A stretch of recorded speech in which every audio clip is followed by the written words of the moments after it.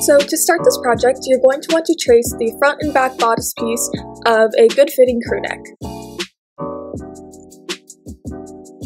You're also going to want to make two shoulder pieces that look something like this bell shape.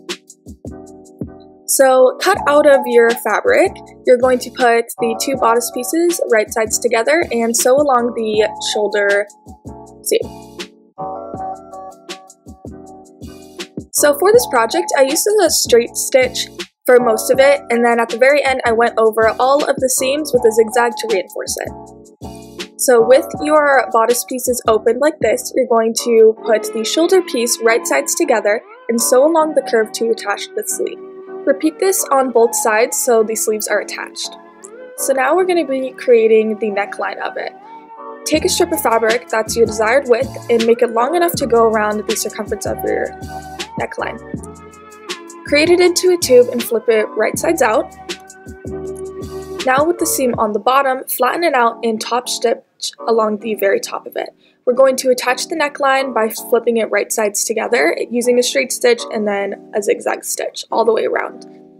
You're going to leave the front open and create about where your zipper is going to be. Once you find the middle of your fabric, mark it and measure down the length that you want your zipper to go down.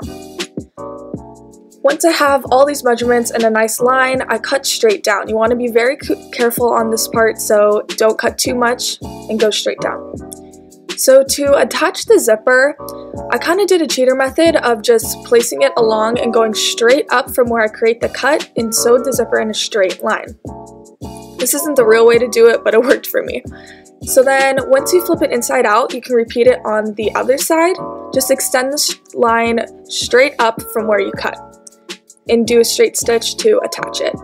This is kind of what it looked like. Since I have mine rolled down most of the time, this isn't super important, but feel free to make it however you want. So now, as you can see, the inside is super weird, but just give a top stitch along the top to keep it down and so that the zipper doesn't open up the wrong way.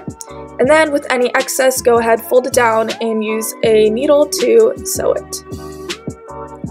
So now the finishing step of the Sherpa is to flip it inside out and attach the inner part of the sleeves and the side parts of the bodice.